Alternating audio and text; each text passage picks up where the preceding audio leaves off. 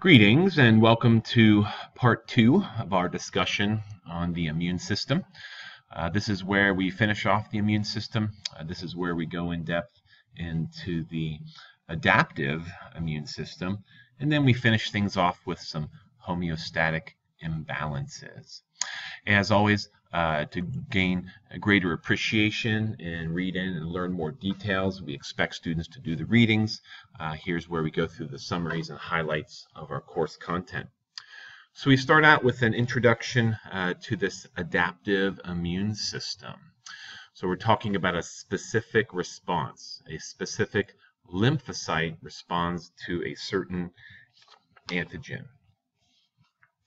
And so when we talk about an immune response, we're talking about the lymphocytes and their products that they produce.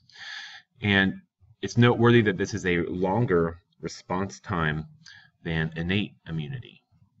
Recall that innate immunity is quick and swift. This innate immunity is going to take days to develop. This adaptive immunity can be broken down into two branches. We have the cell-mediated immunity, and that's going to involve T lymphocytes. And then we have the humoral immunity. That's going to involve B lymphocytes, plasma cells, and antibodies. So let's take a closer look now at these things called antigens. Recall from our last segment, we identified certain pathogens, things like viruses, things like bacteria. These pathogens get detected by lymphocytes because they contain antigens on their surfaces. So an antigen is a substance that binds a T lymphocyte or an antibody. And so these antigens are going to usually be a protein, or this antigen is going to be a large polysaccharide. For example, the protein capsid of viruses can be considered an antigen. The cell wall of bacteria or fungi can be considered an antigen. Bacterial toxins can be considered antigens as well. So the body is designed to detect foreign antigens versus self-antigens. In other words, we don't want the human body attacking itself.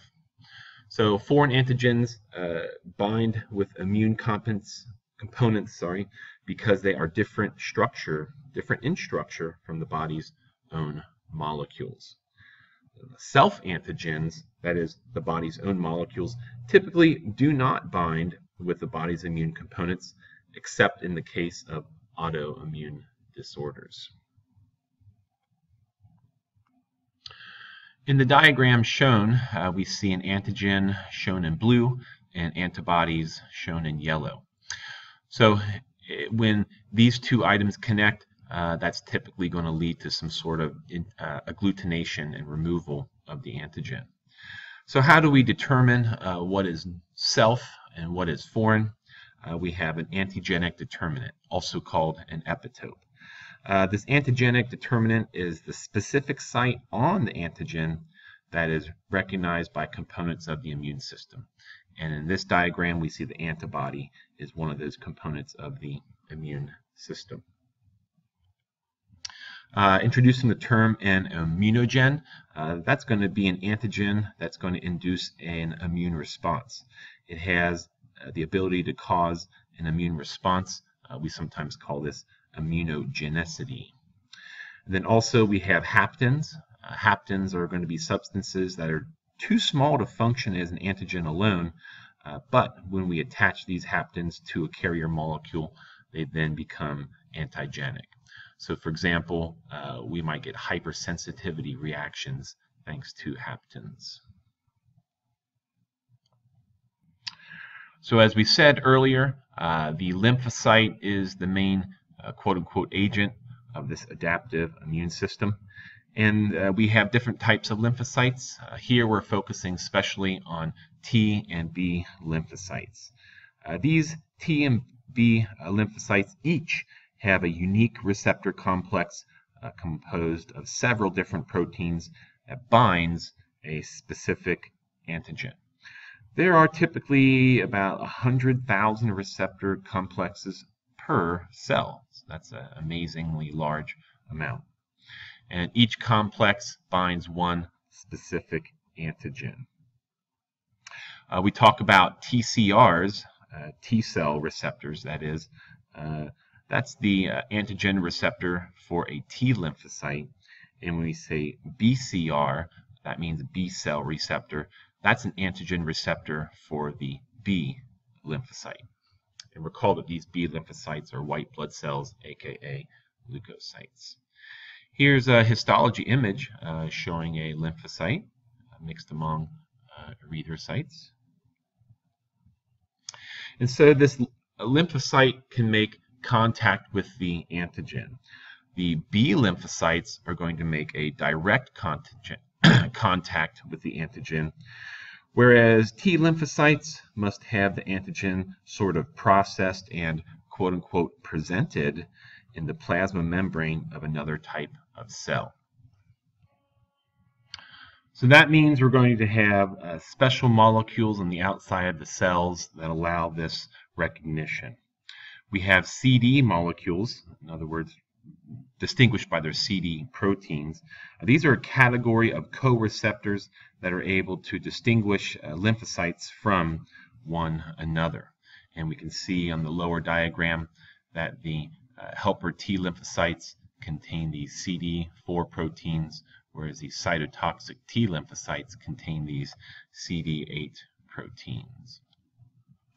So as we said just a second ago, again, just to reiterate, these helper T lymphocytes contain the CD4 protein. So they're going to be helpful in humoral and innate immunity. That is, they're going to activate the natural killer cells and macrophages that are a part of that innate immune system. And then those cytotoxic T lymphocytes contain the CD8 protein. These are going to release chemicals that destroy other cells. So let's take a closer look now at these antigen presenting cells and their MHC molecules.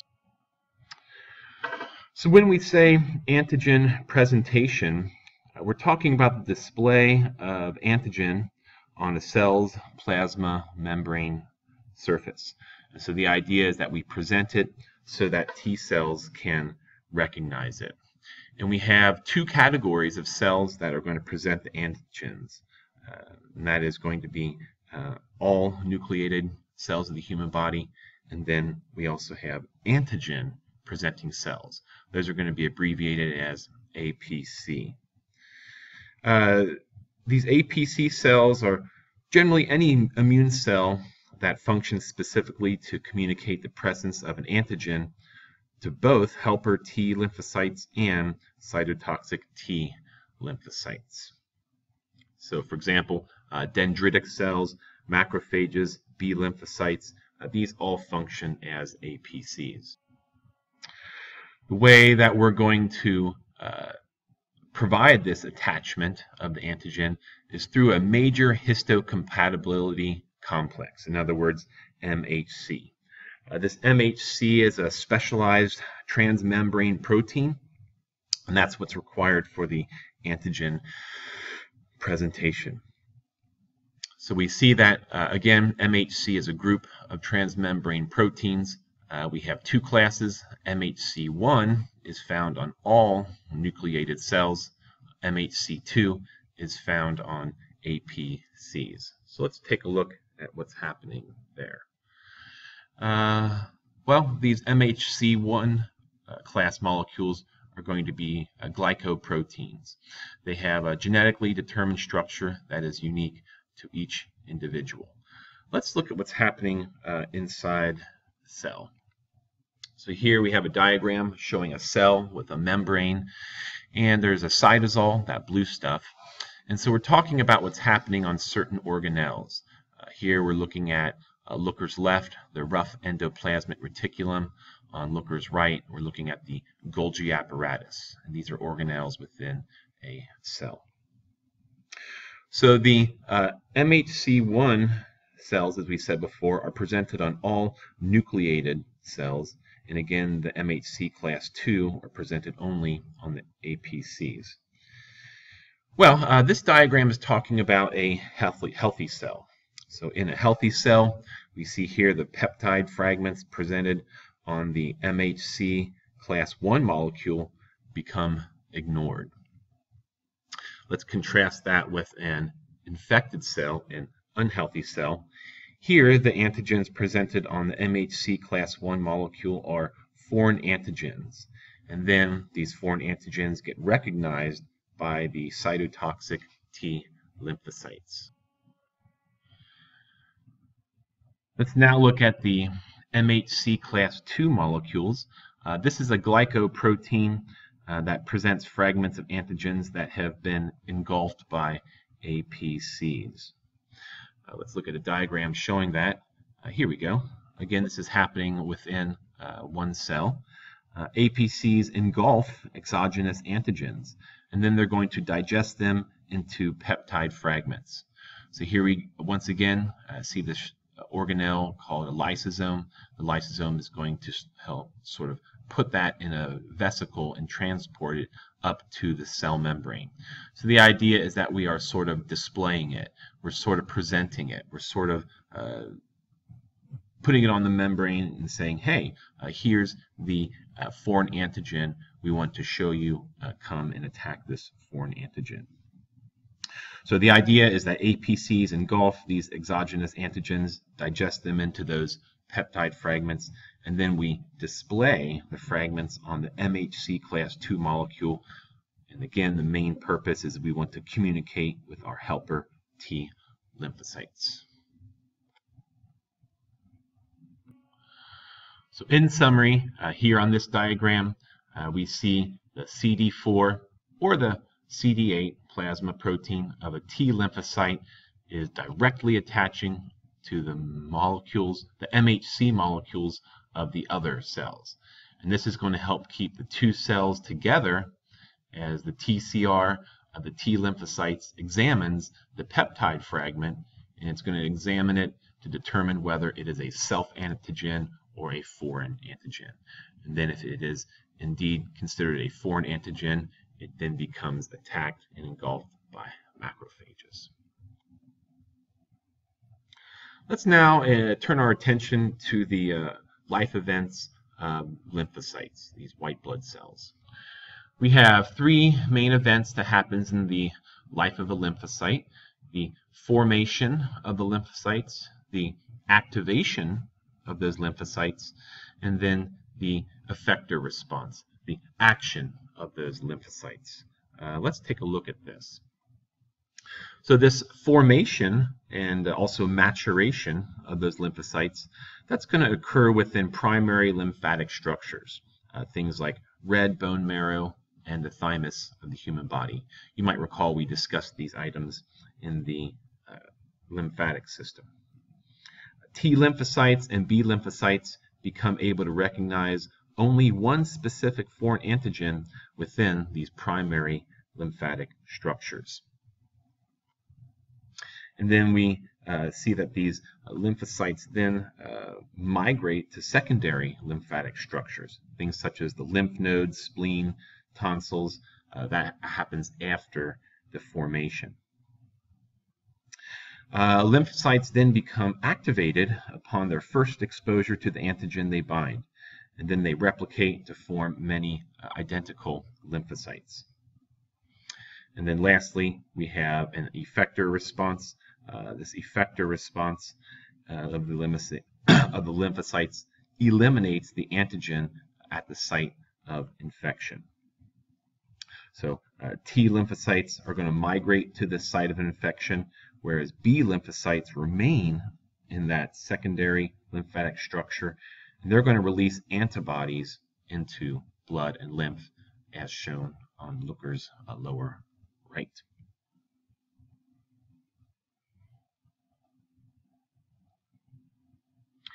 Let's take a closer look now at formation and then also the selection of those lymphocytes. In other words, which ones are we selecting for? So these T lymphocytes are going to originate in bone marrow, and then they're going to migrate to the thymus to complete maturation. And they're there for immunocompetence. When we say something is immunocompetent, that means the cells can bind and respond to an antigen. So again, these T lymphocytes do originate in the red bone marrow, migrate to thymus for maturation. Initially, they have both CD4 and CD8 proteins, and the TCR each possesses a sort of unique and randomly produced TCR. This TCR of the immature T lymphocytes gets tested, so to speak. It gets tested to determine whether it binds only to foreign antigens. Therefore, it's going to result in T lymphocyte selection. So let's look at that selection. Thymic selection is going to eliminate 98% of T cells produced. And again, we're selecting to see which one of these are immunocompetent. Well, positive selection is going to occur when the T lymphocytes that have TCRs can bind MHC. These are the ones that get selected for. When we have negative selection, that occurs when T lymphocytes that have TCRs bind to MHC molecules with self-antigens. These are selected against. So when we say self-tolerance, self-tolerance is a state in which cells ignore molecules of the body or self-antigens. And here's simply a histology image showing the presence of that thymus. Only about 2% of T lymphocytes survive the thymic selection. The rest are going to undergo apoptosis. And here's a diagram showing that overall process of the positive selection versus the negative selection that happens in the thymus.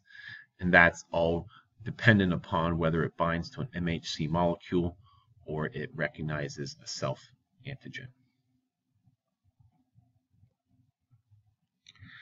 Now we turn our attention to differentiation and migration of T lymphocytes.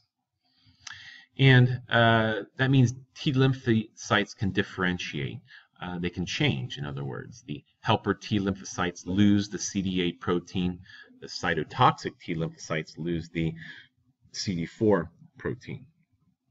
So in this final step of T lymphocyte selection, each T lymphocyte is going to differentiate into a helper T lymphocyte or a cytotoxic T lymphocytes. And again, that's because the helper T lymphocytes lose that CD8 protein and retain their CD4 protein. The cytotoxic T lymphocytes lose their CD4 protein and retain their CD8 protein.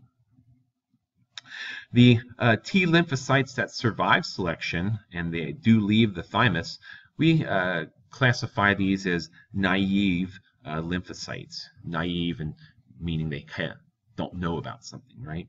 That means that naive lymphocytes have not yet encountered the specific antigen they recognize. So then the naive T lymphocytes migrate to secondary lymphatic structures, and therefore there they await stimulation from foreign antigens. It is noteworthy that there is a subclass of CD4 proteins or CD4 cells. These are going to be called regulatory T lymphocytes, in other words, TREGs.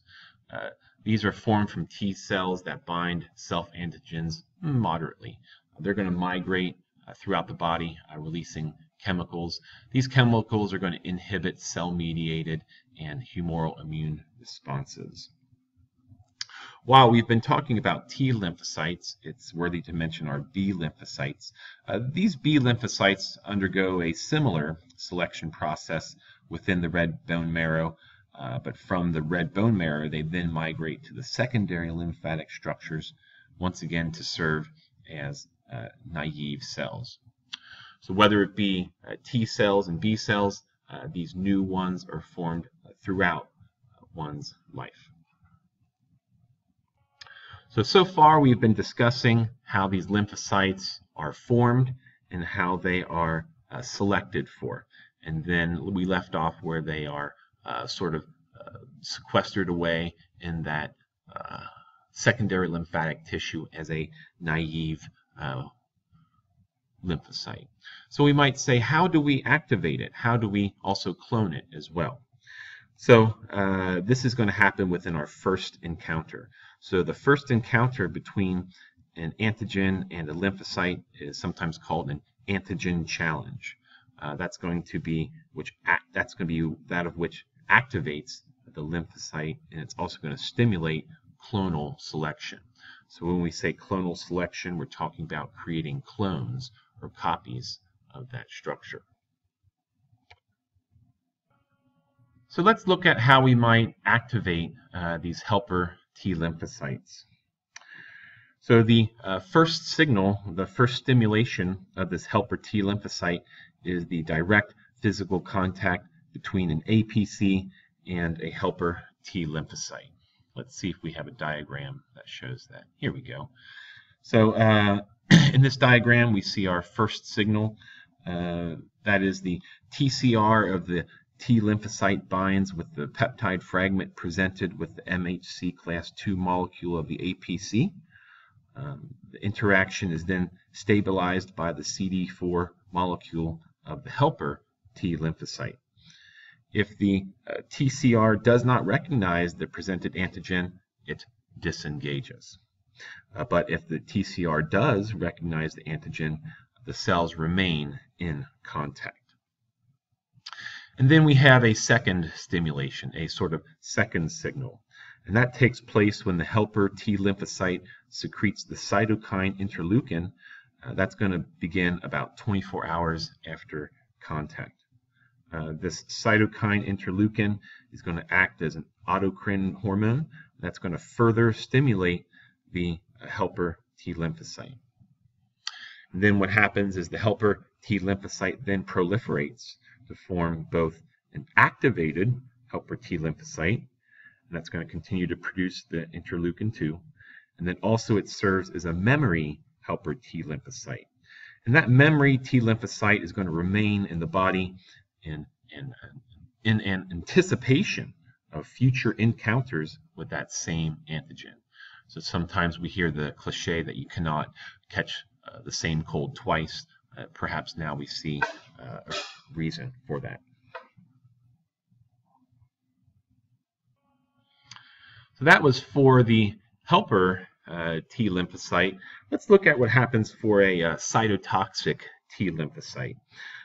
The activation of this cytotoxic T lymphocyte, this first stimulation, that's going to be similar to that of the helper T lymphocyte, with the exception that the TCR of the cytotoxic T lymphocyte binds with an MHC class I molecule, which is then stabilized by the CD8 protein.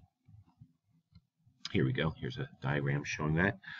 And in this second stimulation of the cytotoxic T lymphocyte, that's the binding of the interleukin-2 that was released from the helper T lymphocyte that we discussed a minute ago.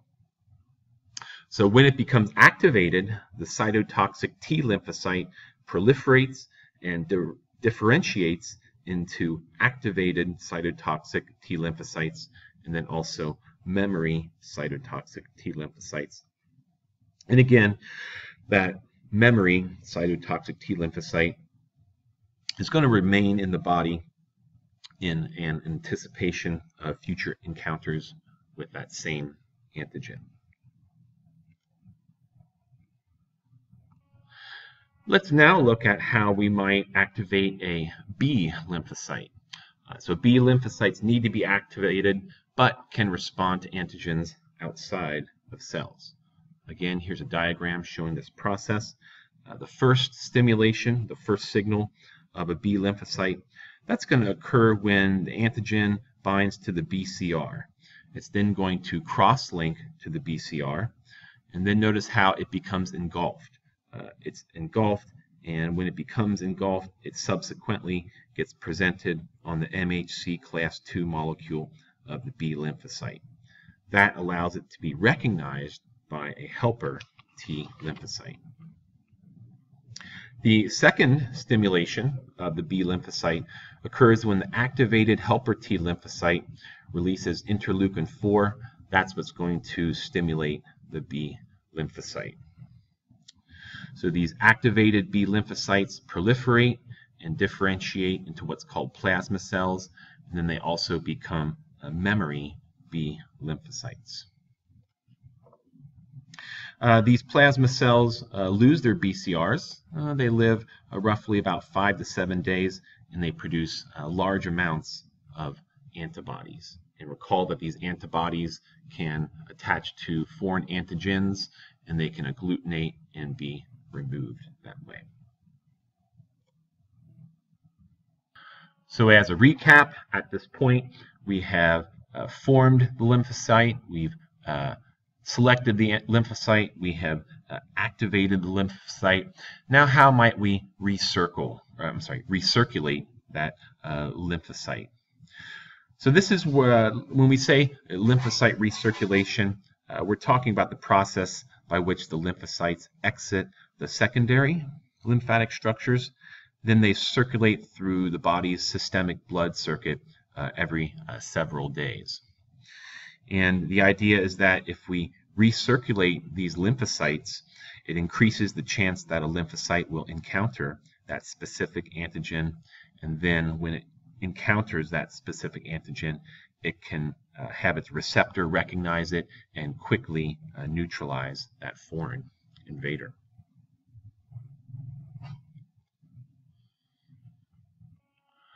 So let's say now that this lymphocyte has been formed, activated, and latched on to this foreign invader, how do we eliminate it? How do we get an effector response? So we need to eliminate this antigen.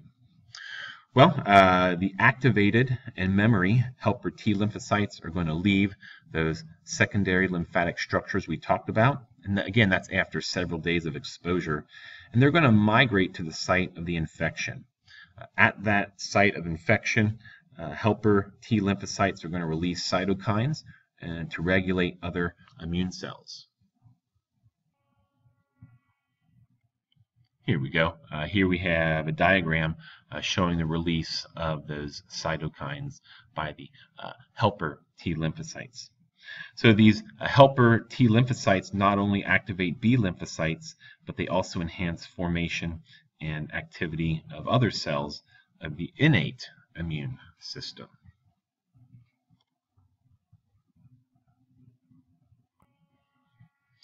So we just discussed the activation and effector response of the helper T lymphocytes, and now the activation and memory cytotoxic T lymphocytes are going to leave the secondary lymphatic structure after several days of exposure, and again, similarly, they're going to migrate to the site of infection.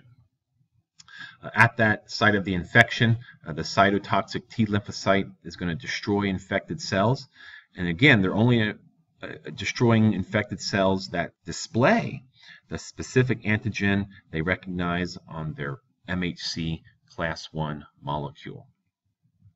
So then we see that cytotoxic T lymphocytes are going to release perforin, and the purpose of this perforin is to increase the target cell's permeability.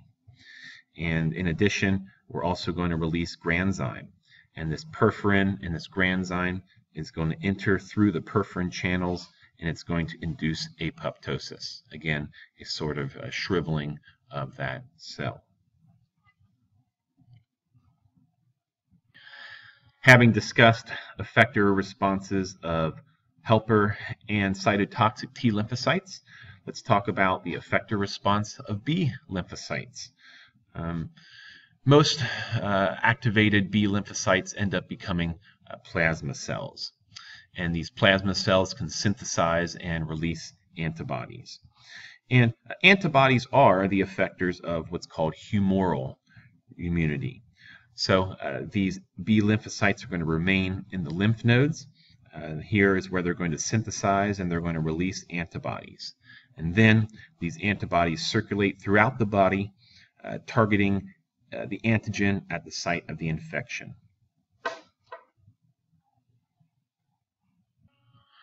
So in summary, this adaptive immune system is able to remember this foreign invader and attack them in a quick and fast response if we are exposed to them at a future time. Let's now talk a little bit more in depth about those antibodies we just discussed. Antibodies are defined as immunoglobulin proteins, and these are produced against a particular antigen.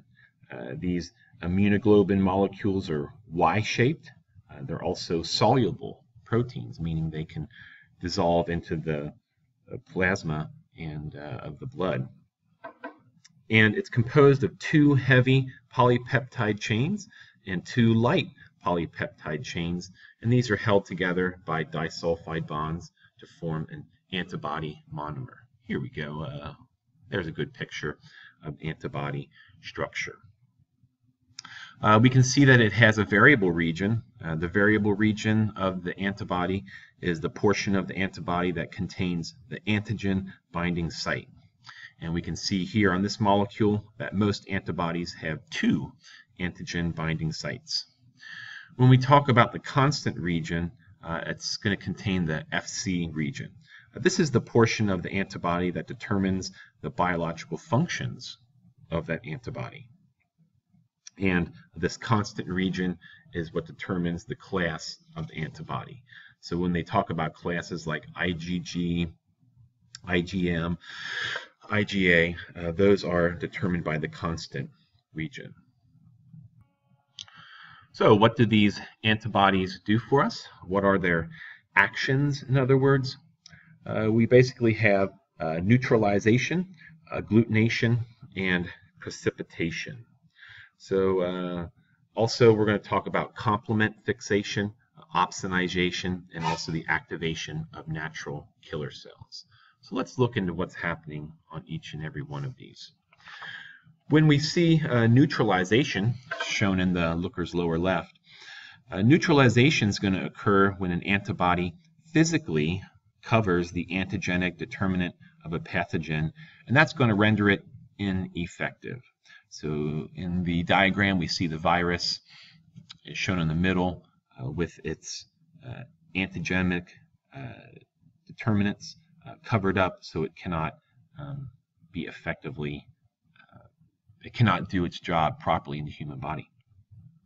In the second diagram, we see agglutination. Agglutination occurs when the antibodies cross-link antigens of the foreign cells, and that causes them to clump up. And then when they clump up together, they're much more likely to be phagocytized by larger white blood cells.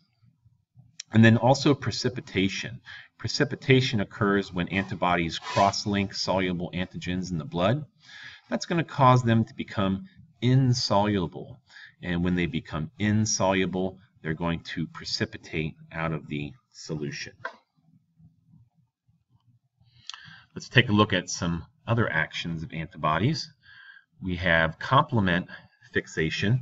That's going to occur when the Fc region of the antibody activates the complement system through the classical pathway.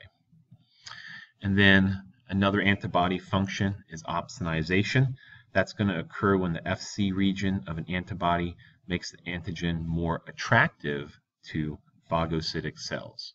So in the lower bottom, we see a phagocyte getting ready to engulf that bacteria. And again, when it engulfs the bacteria, enzymes like lysosomes, enzymes inside lysosomes are going to degrade and break down that bacteria. And then lastly, we see activation of natural killer cells. The Fc region of those antibodies can also trigger the activity of these natural killer cells. And you might recall that natural killer cells will result in apoptosis through an antibody-dependent cell-mediated cytotoxicity. So in other words, we can see that this cell is producing toxins, that is the perforin and the granzymes, that's going to lead to the cellular death death of that foreign antigen. So here is a nice diagram that summarizes everything we talked about the last few minutes. We see that here we have an injury. Looks like a mountain biker that has fallen off and is having an injury on his left elbow. So within the red bone marrow of this gentleman, looks like possibly the head of the femur, for example, we're going to get the red bone marrow that's going to be involved in the formation of these lymphocytes. Once these lymphocytes are formed, they become activated. Notice that this is occurring in the lymph nodes of this person's body. And in addition to activating the lymphocytes, we're also making a clonal selection, getting prepared for any sort of foreign invaders that might come. And then lastly, we get the effector response. We get the cell-mediated immunity and then also the humoral immunity that ensures that in case these antigens circulate in the bloodstream at future dates, we can swiftly conquer them and provide a mounted fast attack, so to speak. So how do we memorize these for the future attacks? These cells created immunologic memory. So memory results from the formation of a long-lived army of lymphocytes upon that immune activation. When no memory cells are present, a sort of lag time exists between the initial exposure to an antigen and the response of the lymphocytes. So let's look at that on a graph. Here we go. We see a primary response versus a secondary response.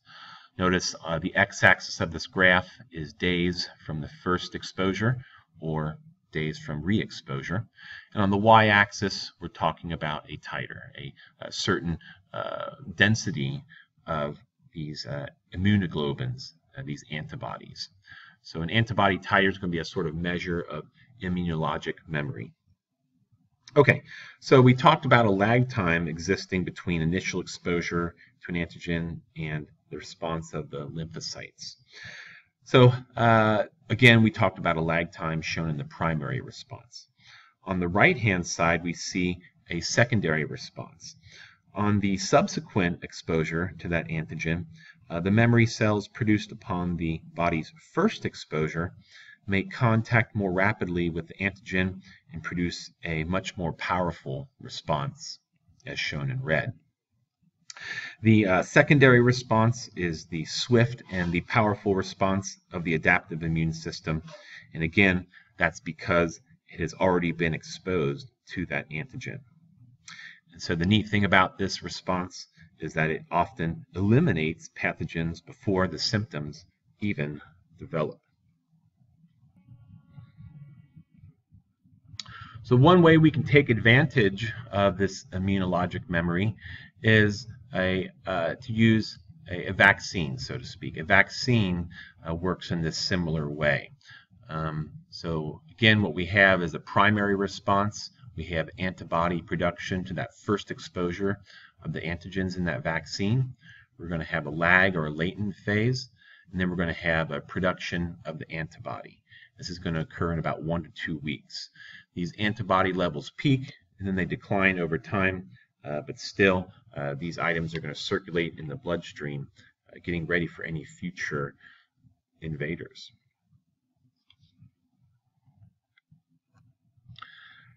We're just about ready to wrap up our discussion on the immune system. One of the last things we're going to do is talk about comparing and contrasting active immunity versus passive immunity.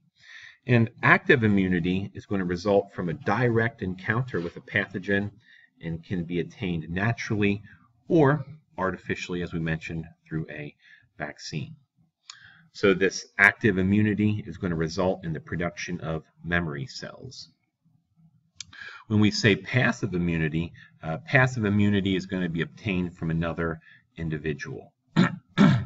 This natural, also called passive immunity, is going to occur from the transfer of antibodies from the mother to the fetus.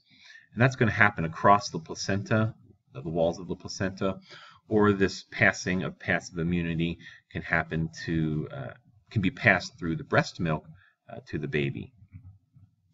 And then we have artificially acquired passive immunity, and again, that's an example of a vaccine. And that's when a serum containing the antibodies is transferred from one individual to another. It is interesting and noteworthy that passive immunity does not produce memory cells. Here's a nice chart that compares and contrasts active immunity versus passive immunity. So lastly, we wrap up our discussion on the immune system with homeostatic imbalances. What happens when things go wrong with our immune system? One such homeostatic imbalance is an autoimmune disorder. This occurs when the immune system does not have tolerance for the self-antigen and it initiates an immune response to it. So in other words, the immune system fails to display this self-tolerance and it attacks a person's own tissue.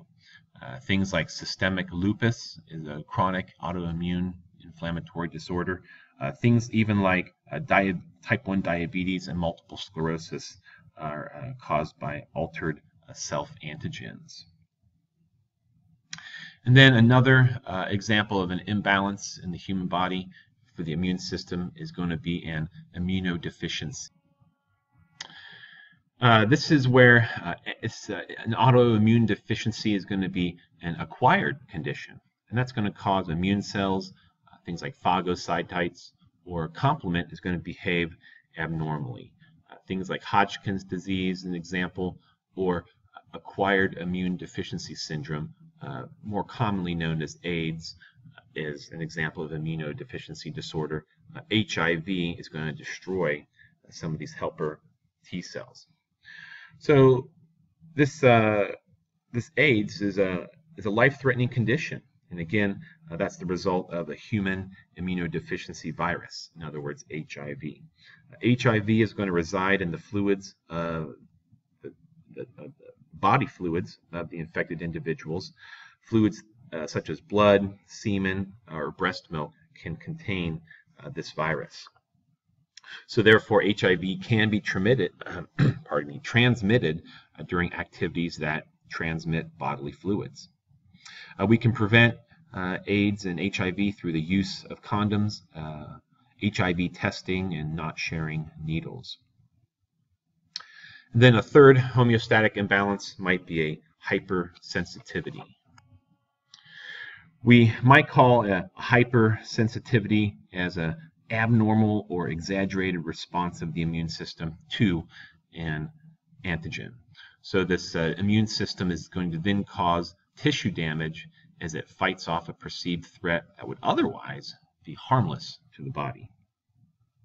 We have different types of hypersensitivities: type 1, type 2, type 3, and type 4. Acute hypersensitivities are going to occur within seconds. And then we have subacute hypersensitivity that could occur within 1 to 3 hours. And then these delayed hypersensitivities could occur 1 to 3 days. These are going to involve cell-mediated immunity. When we talk about hypersensitivities, sometimes we talk about allergies. An allergy is an acute hypersensitivity response in response to an allergen. These allergens tend to be non-infectious substances, but they still produce an acute hypersensitive response.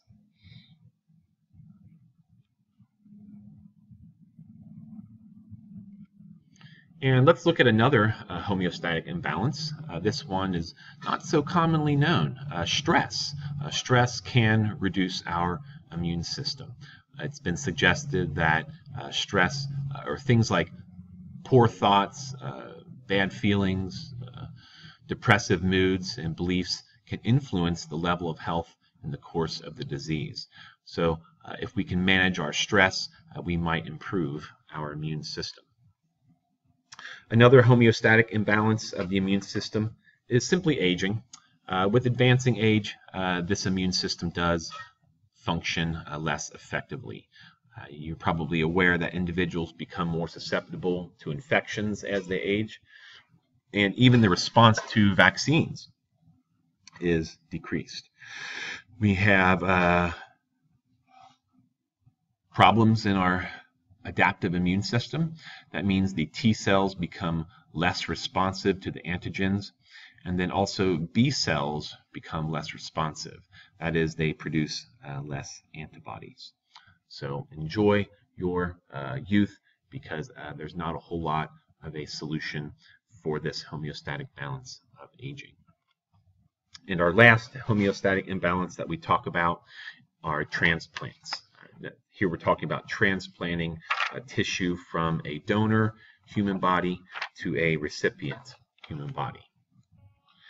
Prior to doing this organ transplant, it's important that the donor and the recipient are both tested for major histocompatibility complex antigens. In other words, as MHC molecules. We must test for the presence of these MHC molecules.